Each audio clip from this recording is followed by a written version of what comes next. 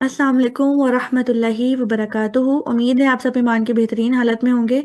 जैसा कि आप सब जानते हैं कि हमने जो है वो पहली 4 आयत क्लियर की थी, ठीक है। हम लोगों ने पढ़ा था अल्हम्दुलिल्लाहि रब्बिल आलमीन अर्रहमानिर रहीम मालिकी यौमिद्दीन, और हमने बिस्मिल्लाह और आउज़ बिल्लाह को भी देखा था, जिसमें हमने ये सीखा था कि हमें हर काम का आगाज़ जो है वो बिस्मिल्लाह पढ़ के करना चाहिए और हर काम का इख्तिताम जो है वो अल्हम्दुलिल्लाहि रब्बिल आलमीन कहकर करना चाहिए, ठीक है। और एक हमने ये चीज़ सीखी थी कि जब भी हमने कुरान पाक की तिलावत स्टार्ट करनी है तो हम लोगों ने ज़रूर ज़रूर औज़ु बिल्लाहि मिनश शैतानिर रजीम पढ़नी है, ठीक है।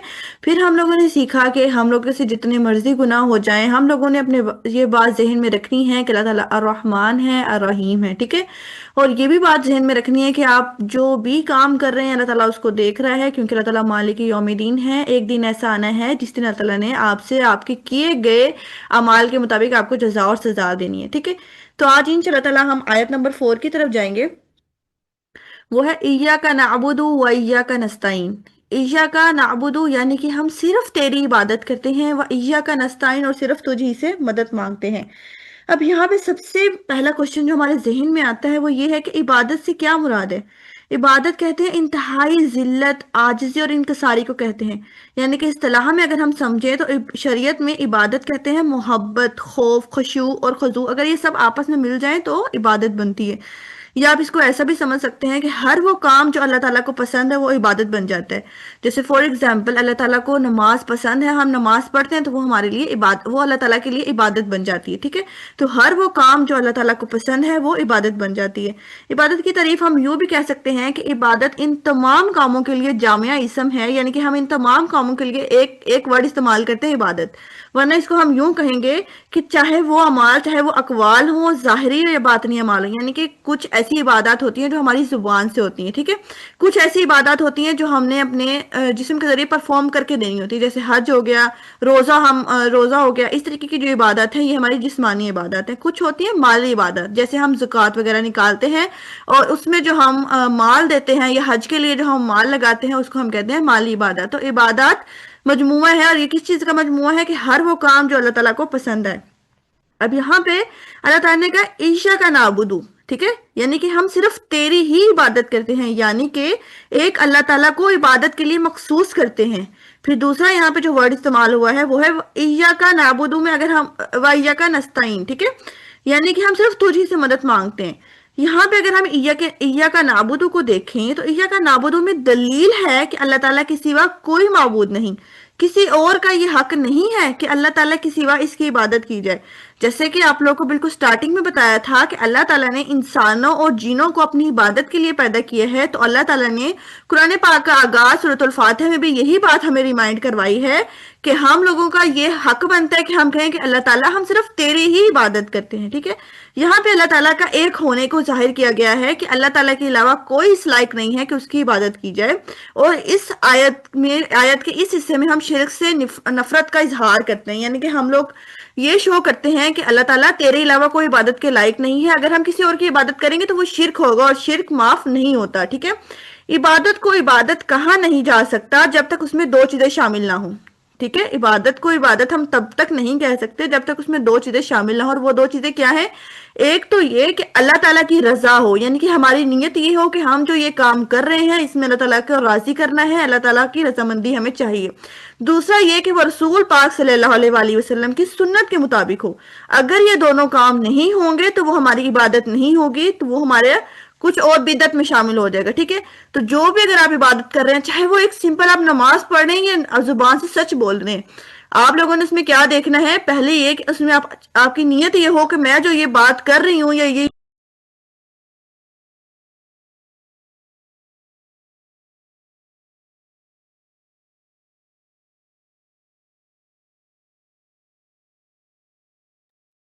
आवाज रेट आउट होगी थी, यहीं से आगे कंटिन्यू करते हैं। तो आप लोगों ने ये देखना है कि अगर आप कोई इबादत कर रहे हैं उसमें आप लोगों ने अपनी नीयतों को खालिस करना है, ठीक है, क्योंकि इबादत भी इखलास का नाम है। इखलास का मतलब ये है कि मिलावट से पाक और आला नोयत, ठीक है। अब यहाँ पे इय्या का नाबुदू की कुछ बुनियादें हैं। वो कौन कौन सी बुनियादें हैं? हाफिज इब्ने कय्यम लिखते हैं कि इय्या का नाबुदू की दो अजीम बुनियादें हैं, रसूल सल्लल्लाहु अलैहि वसल्लम की इताअत और अल्लाह पाक के लिए इखलास। अल्लाह पाक के लिए इखलास ये है कि सारे अकवाल اور اعمال اس کے لیے ہو اور عطا کرنا اور روک لینا اس کے لیے ہو، محبت اور نفرت بھی اسی کے لیے ہو، ظاہری اور باطنی معاملات اسی کے لیے ہو، یعنی کہ ہم زبان سے کچھ کہہ رہے ہیں، اپنے عمل سے کچھ کر رہے ہیں، کسی کو کچھ دے رہے ہیں، کسی سے کوئی چیز روک رہے ہیں، کسی سے محبت کر رہے ہیں، کسی سے نفرت کر رہے ہیں، ہمارے ہر ظاہری اور ہر چھپے ہوئے اعمال جو ہیں وہ صرف اور صرف اللہ تعالیٰ کی رضامندی کے لیے ہونے چاہیے۔ کسی معاملے کی جزا ہمیں انسان سے طلب نہیں کرنی چاہیے، ہمیں کسی انسان سے امید نہیں رکھنی چاہیے کہ میں نے اس کے ساتھ یہ احسان کیا ہے تو اب اس کے بدلے میں مجھے وہ انسان کچھ دے گا، ٹھیک ہے؟ نہیں دے گا وہ، کیوں؟ کیونکہ اللہ تعالیٰ نے کہا ہے کہ ہر چیز، ہر جزا اور سزا کی امید ہمیں اللہ تعالیٰ سے رکھنی، انسانوں سے نہیں رکھنی، ٹھیک ہے؟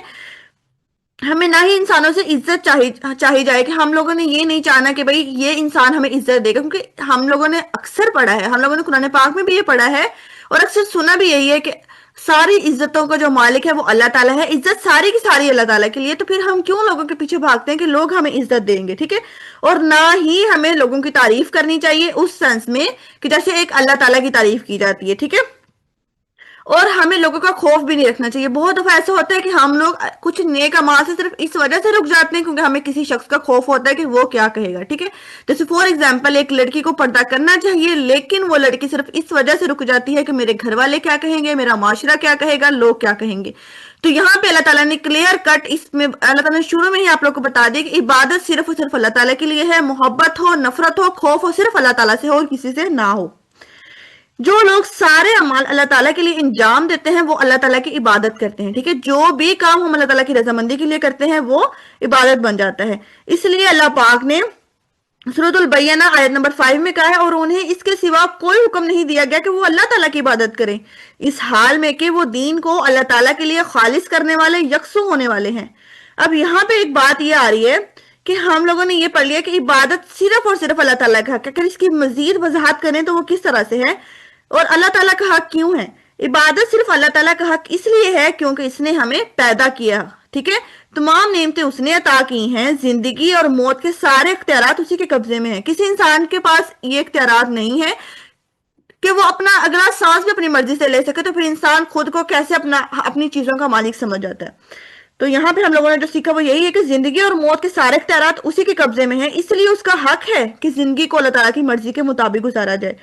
جو آج کل ہمارے غلط رسم و رواج نکل رہے ہیں ہمیں ان سے بچنا چاہیے، لوگوں کی نہیں بلکہ اللہ تعالیٰ کی ماننی چاہیے۔ اگر آپ آج یہ بات اپنے ذہن میں رکھ لیں یا کہیں اپنی ڈائری پہ لکھ کے رکھ لیں کہ ہمیں لوگوں کی نہیں بلکہ اللہ تعالیٰ کی ماننی ہے، ٹھیک ہے؟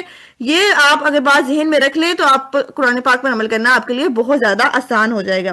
رب العزت کا فرمان ہے سورۃ البقرہ آیت نمبر 21 میں اللہ پاک فرماتے ہیں، اے لوگو اپنے رب کی عبادت کرو جس نے تمہیں اور ان لوگوں کو پیدا کیا جو تم سے پہلے تھے تاکہ تم تقوی اختیار کرو۔ نبی پاک صلی اللہ علیہ وآلہ وسلم نے فرمایا، اللہ تعالیٰ کا بندوں پر حق یہ ہے کہ بندے اسی کی عبادت کریں اور کسی چیز کو اس کا شریک نہ بنائیں، اور بندوں کا حق اللہ تعالیٰ پر یہ ہے کہ جب وہ اللہ تعالیٰ کا حق ادا کریں تب وہ انہیں عذاب نہ دے۔ یہاں پر اللہ تعالیٰ اور بندوں کا آپس میں تعلق شو کیا گیا ہے کہ اگر ایک بندہ صرف اللہ تعالیٰ کی عبادت کرتا ہے اور اس کے ساتھ کسی کو شریک نہیں ٹھہراتا پھر اللہ تعالیٰ بھی اس چیز کا حقدار ہے کہ اللہ تعالیٰ آپ کو عذاب نہ دے۔ یہاں پر اللہ تعالیٰ کے اور بندے کا تعلق واضح کیا گیا ہے۔ اب یہاں پہ دوسرا جو ہے وہ ایاک نستعین، یعنی کہ صرف تجھی سے مدد مانگتے ہیں۔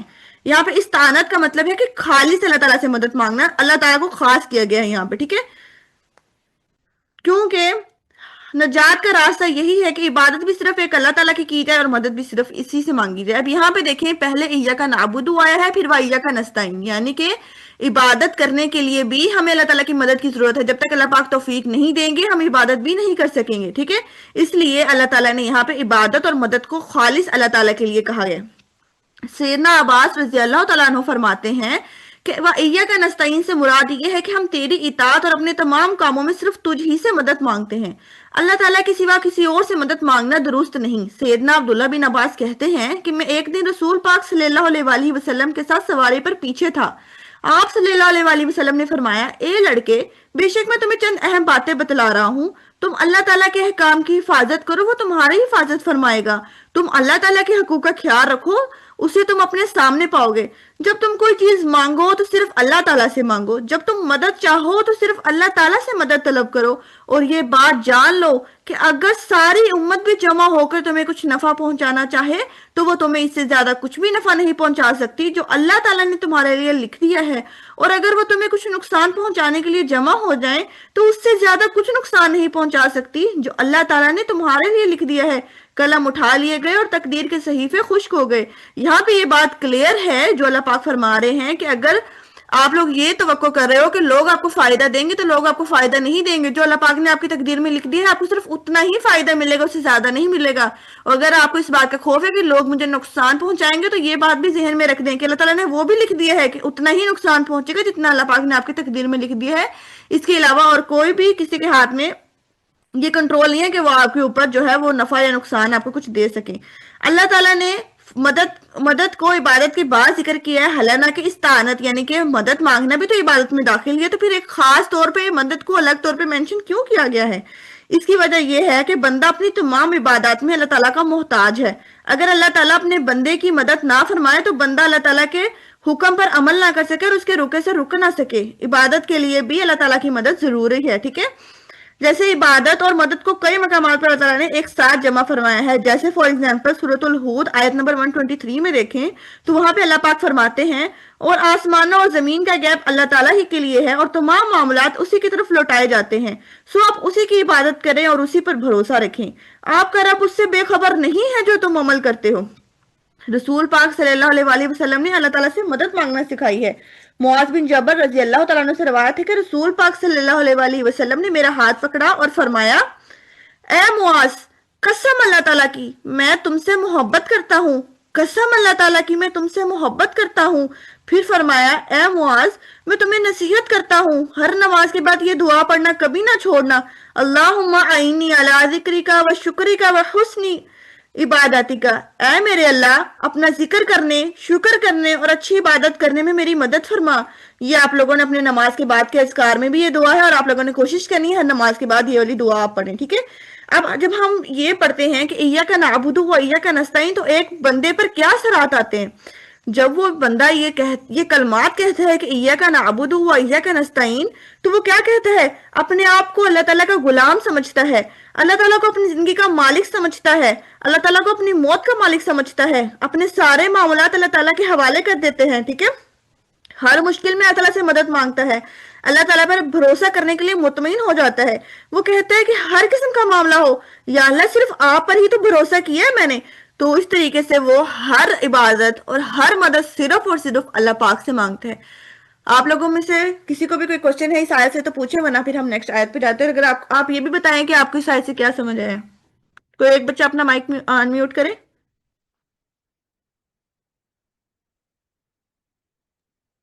جی میم، میں عامرہ ہوں۔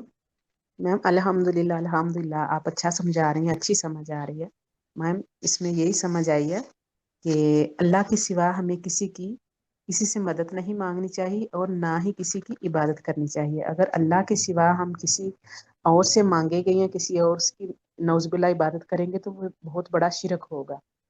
ایاک نعبد و ایاک نستعین، یہ آیت بتا رہی ہے کہ صرف اللہ ہی سے مانگو اور صرف اسی کی عبادت کرو۔ جی ماشاءاللہ، اللہ پاک آپ کے علم میں اضافہ فرمائے، آمین ثم آمین۔ اب ہم نیکسٹ آیت کی طرف چلتے ہیں، ٹھیک ہے؟ نیکسٹ آیت ہے ہمارے پاس، اہدنا الصراط المستقیم، ہمیں سیدھے راستے پر چلا۔ اب یہاں پہ صراط مستقیم سے کیا مراد ہے؟ صراط مستقیم وہ راستہ ہے جو جنت تک لے جاتا ہے، یہ حق کی پہچان اور اس پر عمل کرنے کا نام ہے۔ صراط مستقیم وہ شریعت ہے جس کو رسول پاک صلی اللہ علیہ وآلہ وسلم لے کر آئے۔ بندے کے لیے اپنی سعادت کا کوئی راستہ صراط مستقیم پر استقامت کے سوا اور کوئی نہیں ہے۔ استقامت کے لیے کوئی راستہ رب العزت کی ہدایت کے بغیر نہیں، ٹھیک ہے؟ اگر آپ لوگ چاہتے ہیں کہ آپ دین پر ثابت قدم رہیں تو وہ آپ تبھی ثابت قدم رہ سکتے ہیں دین پر جب آپ کے پاس ہدایت ہوگی، اور ہدایت کس کی طرف سے آتی ہے؟ ہدایت اللہ تعالیٰ کی طرف سے آتی ہے، اور ہدایت ہی جنت کا راستہ ہے۔ جیسے عبادت جو ہے وہ مدد کے بغیر ممکن نہیں، ایسے ہی صراط مستقیم پر جمے رہنا ہدایت کے بغیر ممکن نہیں۔ صراط مستقیم سے مراد اسلام ہے، یعنی وہ راستہ جو اللہ تعالیٰ نے انسانوں کے لیے کھولا، جس پر چلنے کی دعوت اس کے رسولوں نے دی، جس پر اس کے نیک بندے چلتے رہے، جو ہمیں اس کی رضا اور جنت تک لے جا سکتا ہے۔ سیدھا راستہ صرف اللہ تعالیٰ ہی دکھا سکتا ہے اور اس پر وہی چلا سکتا ہے۔ ہمیں صراط مستقیم کا علم دینے کے لیے اللہ پاک نے انبیاء کرام بھیجے اور آخر میں حضرت محمد صلی اللہ علیہ وسلم کو بھیجا۔ انہوں نے بھی علم دیا، انہوں نے علم بھی دیا اور ساتھ ہی ساتھ اس پر عمل کر کے بھی دکھایا۔ صرف یہ نہیں کیا کہ علم دے دیا اور عمل نہیں کر کے دکھایا، بلکہ آپ صلی اللہ علیہ وسلم نے نہ صرف علم دیا بلکہ اس پر عمل پیرا ہو کر بھی دکھایا۔ ان کی ذات اور ان کے قائم کردہ نظام میں صراط مستقیم کا بہترین نمونہ ہے، اور یہ بات ذہن میں رکھے بار بار کہ ہدایت دینا کسی بندے کا کام نہیں، ہدایت دینا اللہ تعالیٰ کا کام ہے۔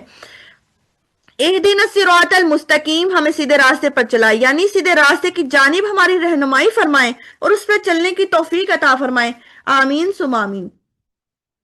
صراط مستقیم کی رہنمائی کرنے سے کیا مراد ہے؟ صراط مستقیم کے لیے رہنمائی کرنے سے مراد یہ ہے کہ تمام دینی معاملات میں علم اور عمل کے اعتبار سے ہماری صحیح اور مکمل رہنمائی فرمائی ہے۔ یہ ہم دعا کرتے ہیں، یہ دعا سب سے زیادہ جامع ہے۔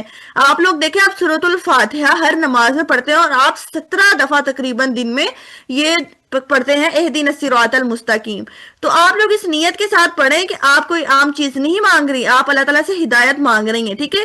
اپنے جب بھی آپ نماز پڑھیں اپنے ذہن میں یہ رکھیں کہ یہ کوئی عام اور کوئی چھوٹی سی دعا نہیں ہے کہ آپ لوگوں نے اس کو جلدی جلدی مانگا۔ دیکھیں، آپ لوگ اپنی نمازوں پہ غور و فکر کریں تو آپ کو پتہ چلے کہ آپ لوگ نماز بہت تیزی سے پڑھتے ہیں، آپ لوگ کو پتہ ہی نہیں ہوتا کہ آپ نماز میں اللہ تعالیٰ سے کیا بات کر رہے ہیں، کیا مانگ رہے ہیں۔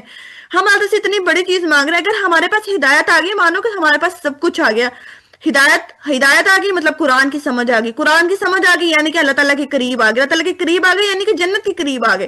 تو آپ لوگوں نے یہ بات ذہن میں رکھنی ہے کہ جب بھی آپ نماز پڑھیں تو آپ لوگ دیکھیں کہ آپ لوگ اللہ تعالیٰ سے مانگ کیا رہے ہیں۔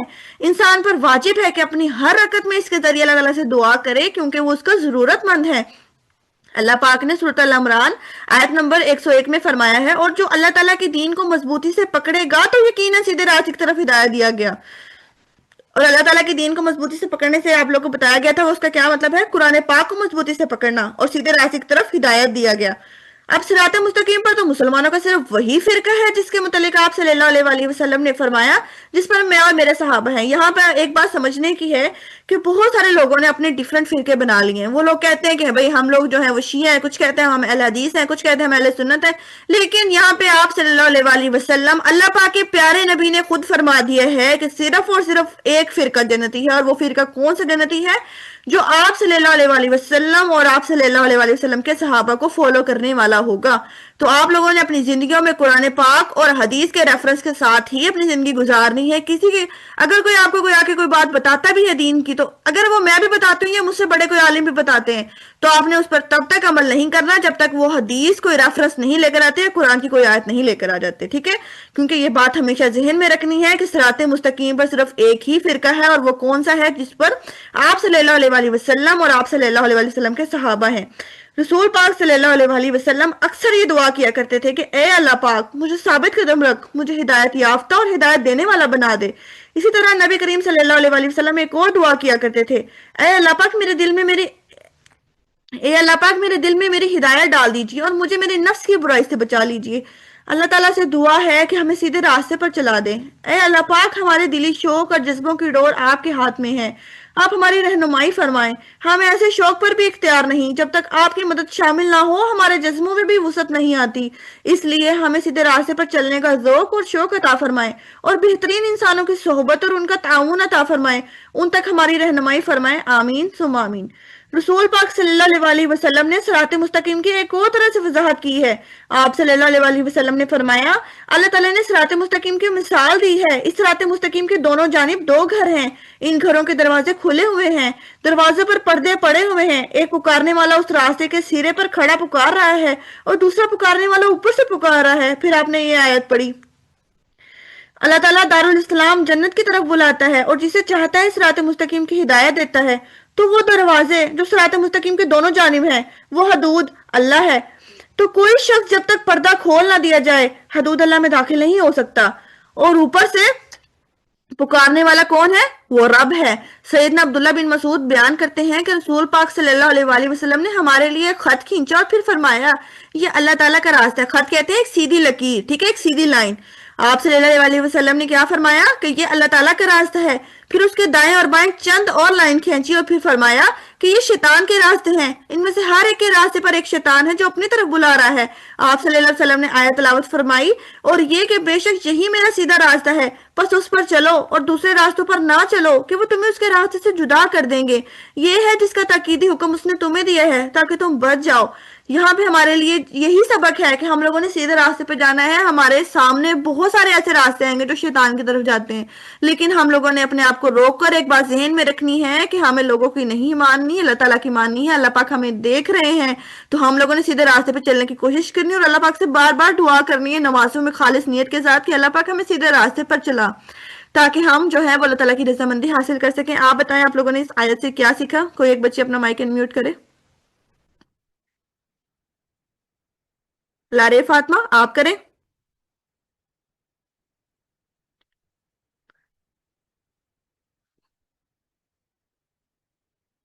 کوئی اور بچی کر لے۔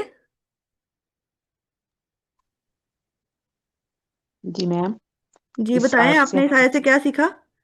جی میم، ایک تو ہم نے یہ سیکھا اس آیت سے کہ یہ اہدنا الصراط المستقیم، پہلی آیت پہ یہ تھا کہ جو پہلے میں نے بتایا تھا، دوسری پہ یہ ہے کہ اہدنا الصراط، کہ راستہ کیا ہے، کس کا کیسا، تو کیا راستہ ہے۔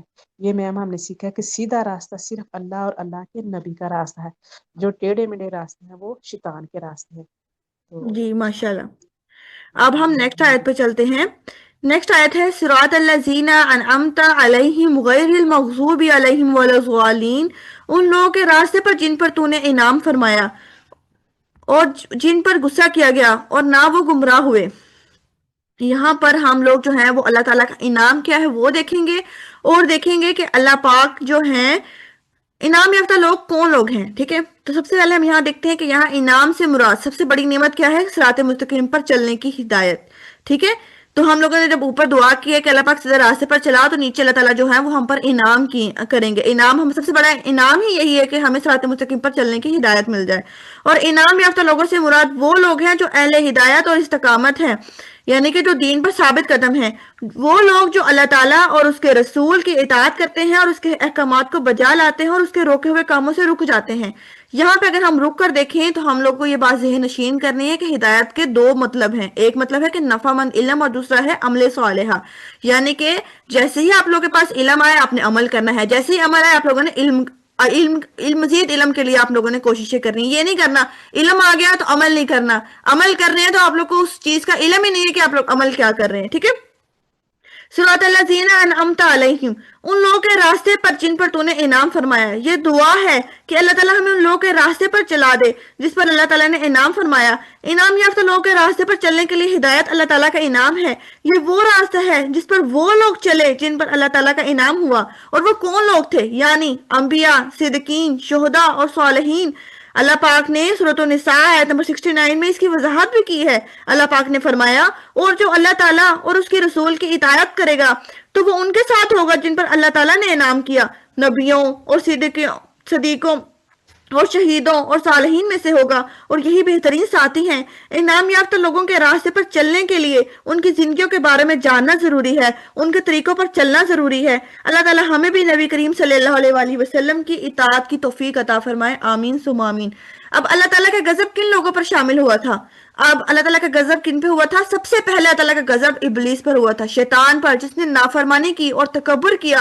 یہاں پہ ورڈ استعمال ہوا ہے غیر المغضوب علیہم، جن پر نہ غصہ کیے گئے، یعنی ان لوگوں کے راستے پر نہ چلانا جن پر اللہ تعالیٰ کا غضب نازل ہوا، جن لوگوں نے حق کو پہچان کر اسے ترک کر دیا، مثلا یہود۔ یہود کون لوگ تھے؟ یہود کے پاس بہت علم تھا، بہت علم تھا، لیکن انہوں نے عمل نہیں کیا۔ تو آپ لوگوں نے ایسا نہیں بننا آپ لوگ یہ سمجھے کہ یہ آیت صرف یہود کے لیے تھی، آپ لوگ کے لیے نہیں ہے، یہ ہمارے لیے بھی ہے۔ دیکھیں اب ماشاءاللہ سے الحمدللہ رب العالمین ہمارے پاس علم آ رہا ہے، ہم لوگ قرآن پڑھ رہے ہیں، لیکن اگر ہم اس کو عمل میں نہیں لے کر آتے تو ہم لوگ ان لوگوں میں شامل ہو جائیں گے جن پر اللہ تعالیٰ کا غضب نازل ہوا۔ تو آپ لوگوں نے کوشش کرنی ہے کہ یہود جیسا نہ بنے۔ یہود کون لوگ تھے؟ جن کے پاس علم تھا پر ان کے پاس عمل نہیں تھا، جن لوگوں نے حق کو تو پہچان لیا لیکن پھر اسے ترک کر دیا۔ اکثر मुफस्सिरीन के ख्याल में मकजूब लोगों से मुराद यहूदी हैं जिनको अल्लाह ताला ने बंदर और सूर बना दिया था। रब्बुल इज्जत ने फरमाया सूरतुल माइदा आयत नंबर 60 में अल्लाह पाक ने फरमाया वो जिन पर अल्लाह ताला ने लानत की और जिन पर गुस्से हुआ और उनमें से जिनको अल्लाह ताला ने बंदर और सूर बना दिया। गजब गजब अल्लाह ताला की एक सिफ्त है, जैसे अर्रहमान और रहीम सिफ्त है, इसी तरीके से गजब भी अल्लाह ताला की सिफ्त है। इससे क्या मुराद है? इससे मुराद है कि अल्लाह ताला सजा देने का इरादा है। गजब अल्लाह ताला की जाती सिफ्त है। इस बारे में हदीस है कि बेशक सदका रब के गजब को बुझा देता है। ठीक है, उसके अलावा है अल-मग़ज़ूबि अलैहिम के साथ हमारा रवैया कैसा होना चाहिए, यानी यहूदों पर। हाफिज इब्न क़य्यम लिखते हैं कि मोमिनों पर यह हक है कि वो उन पर गजबनाक हो, यानी कि हम मोमिन है ना, तो हम पर यह हक है कि हम लोग यहूदों पर गजबनाक हो, उन पर गुस्सा हो।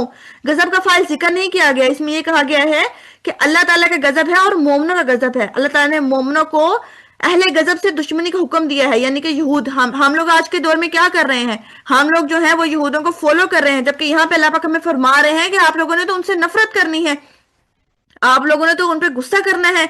लेकिन हम लोग जो है वो उनको इस तरह अप्रिशिएट कर रहे हैं कि वो लोग जो है वो सही कर रहे हैं। अल्लाह पाक ने क्लियर कट बता दिया है कि मोमिनों को चाहिए कि जिससे अल्लाह ताला दुश्मनी रखे उससे मोमिन भी दुश्मन रखें, जिससे अल्लाह ताला राजी हो जाए उससे मोमिन भी राजी हो जाए, यानी कि जिससे रब राजी उससे आप राजी, और जिससे रब नाराज उससे आप नाराज। गुमराहों से कौन लोग मुराद हैं? अब यहाँ पे हमने उसको तो डिस्कस कर लिया कि अल-मग़ज़ूब वो लोग हैं जो यहूद हैं, लेकिन गुमराह लोग कौन हैं? गुमराह लोग कौन है? ये जो गुमराह का, जैसे मैंने आपको बताया था, अज़्ज़ालीन ज़लल से निकला है। ज़लल का मतलब क्या था? गुमराह लोग, यानी कि हिदायत का ऑपोजिट। एक है हिदायत आ जाना और एक है कि हिदायत ना आना, तो ये उसका ऑपोजिट है। सिरात मुस्तकीम से हट जाने को गुमराही कहते हैं, ख्वाह कोई जानबूझकर उस रास्ते को छोड़ दे या जहालत से उस पर ना चले। अब देखिए, हमने ऊपर पढ़ा अल-मग़ज़ूब, यानी कि उनके पास इल्म था पर अमल नहीं था। लेकिन जो अज़्ज़ालीन है वो कौन लोग थे कि वो लोग बहुत अमल करते थे, लेकिन उनके पास इल्म नहीं था। वो लोग, उन्होंने इल्म की जुस्तजू नहीं की। जैसे यहाँ पे जो अज़्ज़ालीन है, इनसे कौन लोग मुराद है? इनसे नसारा लोग मुराद है। नसारा कहते हैं ईसाई लोग, जो हजरत ईसा अलैहिस्सलाम को नाउज़ुबिल्लाह खुदा मानते हैं। वो बहुत इबादत करते हैं, बहुत ज्यादा, लेकिन उन लोग को इल्म नहीं है कि हम लोग किसकी इबादत करें। तो आप लोगों ने इन जैसा भी नहीं बनना कि इल्म ही ना हो और आप लोग अमल पे अमल करे जाएं। ठीक है, तो यहाँ पे जो अल्लाह ताला ने फरमाया ये है कि अज़्ज़ालीन यानी गुमराहों से मुराद वो लोग हैं जिन्होंने नसारा यानी कि ईसाइयों के इमानत हक को तर्क करके जहालत और गुमराही को इख्तियार किया। नबी पाक सल्लल्लाहु अलैहि वसल्लम ने फरमाया कि यहूद अल-मग़ज़ूब है और नसारा अज़्ज़ालीन है, यानी कि अमल करने वाला तो थे लेकिन तरीका अमल गलत था। और ये इस वजह से है कि यहूद ने हक को पहचाना, उसकी पैरवी नहीं की, और नसारा ने बगैर इल्म के अल्लाह ताला की इबादत की। उलमा में से जो फसाद करे तो वो यहूद के मुशाबह है, और इबादतगारों में से अगर कोई फसाद करे तो वो ईसाइयों की तरह है। समझ आ रही है कि अगर कोई उलमा, अगर कोई आलिम है और अगर वो फसाद मचाए तो वो यहूद है, और अगर कोई बहुत ज्यादा इबादत करने वाला अगर वो फसाद मचाए तो वो ईसाइयों की तरह है। इस्लाफ कहते हैं कि फाजिर आलिम और जाहिल इबादत गुजार के फितने से बचो। फाजिर कहते हैं गुनाहगार, फाजिर आलिम और जाहिल इबादत। ठीक है, इन दोनों का फितना हर फितने में मुब्तला होने के लिए फितना है। वज़्ज़ालीन ये दुआ है कि अल्लाह ताला हमें उन लोगों के रास्ते पर चलने से बचा ले जिन्होंने हक को पहचान कर उसकी पैरवी नहीं की या बगैर इल्म के अल्लाह ताला की इबादत की। ईसाई कैसे गुमराह हुए थे? ईसाई सिरात मुस्तकीम का इल्म नहीं रखते थे, इसी वजह से वो गुमराह हुए। ईसाई अगरचे अमल करने वाले हैं मगर उनका तरीका अमल गलत है। ईसाइयों ने अंबिया अलैहिस्सलाम और सालिहीन के मामले में गुलू किया, इबादत में बिदत निकाली, जैसे ईसाइयों का फसाद, इबादत गुजारों का फसाद। वो अल्लाह ताला की इबादत में अपनी ख्वाहिशात के तकाज़ों के मुताबिक करते हैं, ना कि उसके मुताबिक जो अल्लाह ताला ने अपने रसूल को भेजा। जैसे कि अभी हमने पीछे पढ़ा कि अल्लाह ताला की इबादत का तकाजा यही है कि अल्लाह ताला की रजामंदी हो और रसूल पाक सल्लल्लाहु अलैहि वसल्लम की सुन्नत हो। लेकिन ईसाई क्या करते थे? उनको जो चीज अच्छी लगती थी वो कुरान अपनी उसमें से वो चीज उठा लेते थे, उस पर अमल कर लेते थे, और जो उनकी ख्वाहिश नफ्स को अच्छा नहीं लगता था वो उसको तर्क कर देते थे।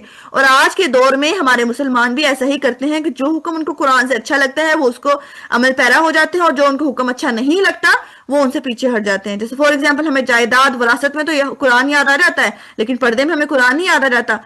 लड़कों को 4 शादियों को तो याद आ जाता है, लेकिन जब उनको पता चलता है कि हम लोगों ने हमारी जिम्मेदारियां हैं वो उसको पीछे हट जाते हैं।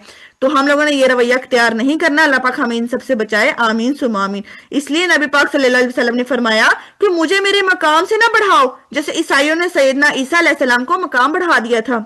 रसूल पाक सल्लल्लाहु अलैहि वसल्लम ने गुमराही से बचने का रास्ता भी बताया है। रसूल पाक सल्लल्लाहु अलैहि वसल्लम ने गुमराही से बचने के लिए किताबुल्लाह यानी कुरान मजीद का रास्ता दिखाया। सैयदना जैद बिन अरकम से रवायत है कि रसूल पाक सल्लल्लाहु अलैहि वसल्लम ने फरमाया, सुनो, तुम्हें मैं दो चीजें छोड़े जा रहा हूँ, उनमें से एक अल्लाह ताला की किताब है, जो अल्लाह ताला की रस्सी है, जो उसकी पैरवी करेगा हिदायत पर होगा और जो उसे छोड़ेगा गुमराह हो जाएगा। अब यहाँ पे एक और चीज जहन में रखना है, सूरत अल फातिहा के बाद आमीन कहने की क्या फजीलत है। सैयदना अबू हुरैरा रजी अल्लाह तआला अन्हु से रवायत है कि रसूल पाक सल्लल्लाहु अलैहि वसल्लम ने फरमाया, जब इमाम आमीन कहे तो तुम भी आमीन कहो, क्योंकि जिसकी आमीन मलाइका के आमीन के साथ हो गई उसके पिछले तमाम गुनाह माफ कर दिए जाएंगे, जो बुखारी की 7080 नंबर रवायत है। सैयदना अबू मूसा अशअरी रजी अल्लाह तआला अन्हु से रवायत है कि रसूल पाक सल्लल्लाहु अलैहि वसल्लम ने फरमाया, जब इमाम गैरिल मग़ज़ूबि अलैहिम वलज़्ज़ालिमीन कह चुके तो तुम आमीन कहो ताकि अल्लाह ताला तुमसे खुश हो। ये मुस्लिम शरीफ की 4004 नंबर रवायत 404 नंबर रवायत है। अब आप लोग बताएं आपको इस आयत से क्या समझ आया। आज हम इतना ही करेंगे इंशाल्लाह ताला। कल जो है वो हम देखेंगे सूरतुल फातिहा के हमने कौन कौन से मेन पॉइंट्स पढ़े हैं, उसमें कामयाब लोग के कौन से रवैये हैं और नाकाम लोग के कौन से रवैये हैं, ठीक है। और साथ ही साथ हम इसके बाद सूरतुल बकरा की फजीलत और थोड़ा सा आगे उससे स्टार्ट करेंगे। आप लोग बताएं आपको आज की आयत में क्या समझ आया, तीनों आयत से और लास्ट आयत से आपको क्या समझ आया, और आप लोगों को क्या पता चला कि आप लोग का कैसा रवैया होना चाहिए। इनामी याफ्ता लोगों को पढ़ा है हम लोगों ने गुमराह लोगों को पढ़ा है हम लोगों ने, जो है वो गजबनाक लोगों को